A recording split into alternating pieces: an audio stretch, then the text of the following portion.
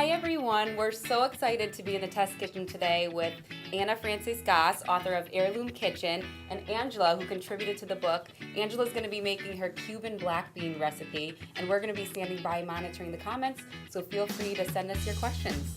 Over to you ladies. Okay. Hi everyone, my name is Anna Francis Goss. I wrote this cookbook called Heirloom Kitchen. I ran around the country cooking with immigrant mothers and grandmothers to get those secret recipes that they haven't ever written down. And I was so lucky to cook with Angela, who's from Cuba and makes amazing Cuban food. One of her family favorites and everyone's favorite now is her Cuban black beans. So Angela's going to teach us how to make them. And the recipe and other recipes by Angela are in Heirloom Kitchen out now. Okay. So the first thing you have to do is you have to pick the beans.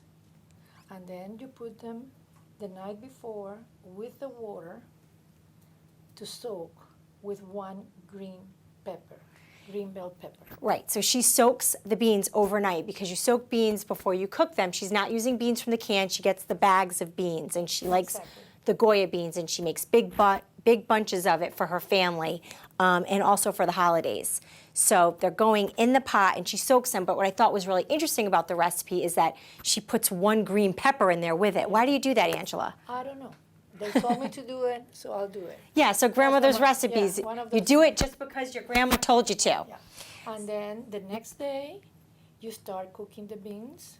You put them on medium-high heat until it comes to a simmer or to a boil. And then you keep and then in the meantime, you do the sofrito. This sofrito, you do equal amounts of onions and green peppers. You chop them and you saute them in olive oil. And then you saute them for about 20 minutes or something until you see that the onions are transparent. Yeah, let's get this going because she's gonna get this going for us. So the beans are gonna simmer for a really long time. This is definitely not a 1, 2, 3 recipe. They're gonna be cooking for a long time. It's a labor of love recipe, which is probably why her grandchildren love it so much. But while they're simmering, she starts the sofrito. It's gonna take about, by the time you start the sofrito and the time the sofrito is ready to put in the beans, it's gonna be about 45 minutes. So once this is translucent, then you add, this is the green peppers and the onions, then you add the pimentos. And you add it with all of the juices that comes in. She loves these, and they come in a brine, and all of it gets dumped in because that's part of the flavor. So you cook this for a few more minutes, and then when it's all done, then you transfer this to the food processor and you puree them. So what's one of the reasons why you puree your sofrito? Well, one of the reasons I pureed the sofrito is because my husband didn't like the skin of the green peppers. So I used to puree them. Every time I make a sofrito for anything, for ropa vieja, for picadillo, for whatever, I puree all the sofrito. And this is what I really love about grandma recipes is that, why do you do it? And there's always a lovely family story weaved in. So yes, the sofrito is delicious. It gets velvety smooth, but it all started with Angela's husband simply not liking the skin. Some people grind it, but even if I grind it, I have to put it in the processor to puree them, so he couldn't taste the skin. Yeah, she had to trick him, so like we have to do sometimes. Okay, so this is ready. Suppose that this has been going for 20, 25 minutes. But at this point, the onion is already translucent. This is ready to go to the food processor. And then once it's puree, you add it into the beans that have been boiling for about at least 45 minutes. And then Yeah. So as you can see here, these beans have been cooking for a very long time. They're soft. The sofrito's actually already been added to this batch, which is why they have kind of that creamy, but then you can kind of see the oily glaze to them, and it's what's adding that flavor and also that really great smell. Exactly. So now you have to cook this. You have to keep simmering them until they're soft. It all depends. Sometimes within an hour, 2 hours, they're done. Sometimes it takes up to 3 hours. It all depends on the beans. And then in the meantime, you keep adding the rest of the olive oil. You keep adding the rest of the olive oil.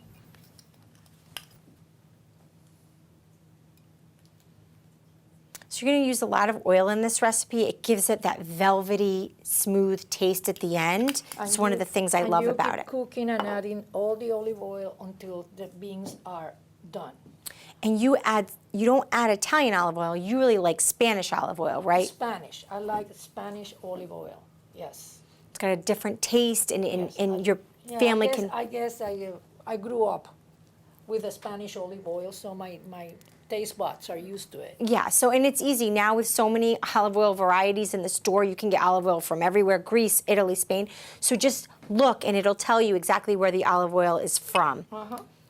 And then when they're ready, then you put your salt. Yes, and you're a salty chef like me. You like a lot of salt. I like the coarse, and I like the coarse salt. I use and the pepper. Black pepper gets put in. And then the vinegar. Okay. And this, I think, personally, is what gives it such a unique taste. You know, I've had beans, refried beans, all different kinds, but with Cuban beans, your beans specifically, you really get that bite of the vinegar, and I think it's great. That's the vinegar, and it's done. I guess.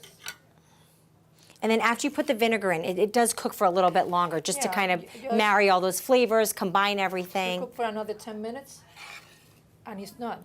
And then if you keep them in the refrigerator for overnight or a couple of days, it's even better. And you can even freeze them. When I cook them for my grandson, I make 10 pounds at a time, and then I freeze them. When they're cold, I put them in containers, and I put it in the freezer. So if you decide to freeze them and then you take them out, what do? Let them just defrost on the counter for a couple hours? Yeah. And then you just reheat them as... Usually, if they're gonna if I'm having them at night, I take them out in the morning and I leave them in the counter. Okay, and then they're That's just it. going to defrost. Yeah, so then Angela is also telling me a great story about when she was a child. So you can obviously prepare them the traditional way, serve them over rice, little avocado, but why don't you tell us about this preparation, Angela? Yes, when we were little, they used to put the beans in a blender, and they used to make like a soup. And then they used to give it to us like soup with a little bit of avocado, chopped up avocado, right on top. Yeah, her grandmother would dice up the avocado, nice little topping. So these beans are great because you can actually create one pot of beans but have two different preparations for them. I love them on top of the rice. It soaks up all that yummy flavor. But this is another way to serve it as a first course if you really want. Another really interesting thing about Angela and about the book in general is that what I really tried to do was not only showcase the recipes, but also showcase the beautiful women that contributed to this book. So I'll open up to Angela's page. So Angela came over from Cuba when she was a young lady. You can see her whole story. You know, she came over with her family. They came here, Back worked... in 1960. 1960, worked very, very hard to create a beautiful life for herself and then her family that came after her children were not born. She was young when she came. And then, you know, she shared these beautiful recipes with me. So another family favorite is the ropa vieja. What I love about this recipe, being an Italian, is that she grills up some bread and serves it with bread, which is really delicious. You fry the bread. Fry the bread in olive oil. That's true. That's right. Very good. And then we also have ephemera. We have pictures of the women when they were younger, things that they brought over. So here's beautiful Angela at her sister's wedding. Mm-hmm. When was this? 1981. 1981. Looking very glamorous.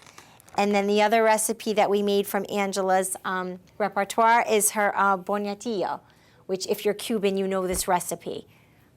It's like a white sweet potato. Yes, and you can't substitute. She was very specific about that.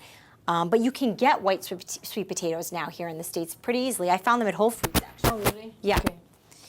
So, yes. Sometimes I have a hard time finding the white sweet potatoes. Yeah, so you said Caribbean markets, too, sometimes have them. They do, yeah. So as part of our special Mother's Day edition, we're actually going to bring Mickey, Angela's daughter, in now. Here comes Mickey. Mickey is the reason I got to meet Angela. So when I was doing this project, trying to find immigrant mothers that would cook with me, I reached out on all kinds of social media, and Mickey responded and said, my mother's Cuban, let's see if we can get her in on this project. Yeah, well, I responded because we love these beans. So any excuse to make these beans, I'm in. Better mom making them than me, actually. We only started cooking these beans together now because before, Mom, you had given me the recipe. Yes. And for some reason, when I made it, it never worked out the way, like my kids, I would serve the beans at night and they would very nicely say, did Nyanya make these beans or did you make these beans? You can't trick the kids, they know. So it was a really great opportunity because you had to really watch her make them. And I had never really watched you make them, Mom. I had read the recipe and you were always making them and I was like in the background somewhere, but you know, really following through on it, I really learned how to make the beans now. I really did. I think the first time you ever saw me is when Anna came. Yeah, because I never noticed you do. I remember like it was a big production kind of, because you make like 10 pounds at a time. Yeah, I make it 10 pounds at a time. But I never really like, zoomed in on it. So Yeah, I mean, it makes It was sense. good. That was the genesis of the book was, I did the same thing with my mom. She'd be busy in the kitchen. I didn't need to know how to make them. Right. She was doing it. Right. So I didn't pay attention, and then I realized, geez, I want to know how to make these correctly. But I really believed, and it's why I went into every kitchen with the women and cooked with them, is you got to watch them do it. Yes. Because you pick up the tricks, and they start telling you things that they might have forgotten to write down. That's right. I tried to give you the recipe. You said, I don't want the recipe. I need to really see it. It was Yeah, fun. that's the day you first saw me doing it. Remember? Making Yeah. them. Yeah. It was instructive.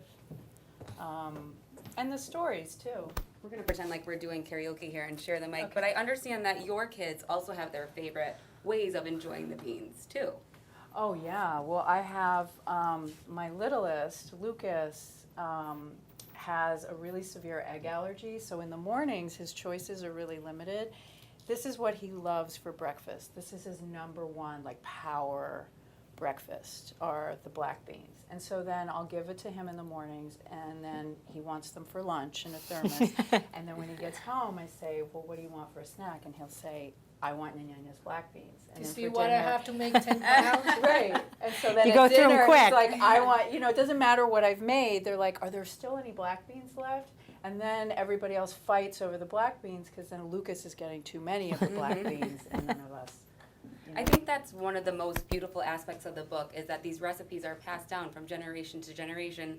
And what better day to celebrate Mother's Day than to break out these old recipes or whatever recipes you have and cook with your mom and Yeah, enjoy get it in as the a family. kitchen, Yeah. get your mom to focus and say, look, we're getting these recipes down. I really hope that the book inspires people to do that because our mother's recipes are not just food, it's the family story, and so you're passing down tradition, culture. I know you make these for Christmas, right? This has to be on the Christmas table? Yeah, well, Mom makes Christmas them. Eve, yes.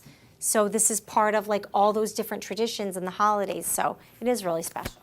And the lesson learned here is pay attention. When your mom's in the kitchen, you could be in the next edition of Heirloom Kitchen. So you never know what's going to happen. Ladies, thank you so much for joining us today. We're going to sample all the different ways to eat the beans and learn about our favorites. So we'll share that with you. Get a copy of the book on Amazon, in bookstores. Yep, everywhere books are sold. You can go on my website, Anna's Heirloom Kitchen, buy the book, or wherever you love to buy books, this is available. Follow Anna F. Goss on Instagram as well. And Yep. you can follow along on her book tour every step of the way and get in the kitchen with your mom this weekend. Thank Thanks so you. much. Have a good day.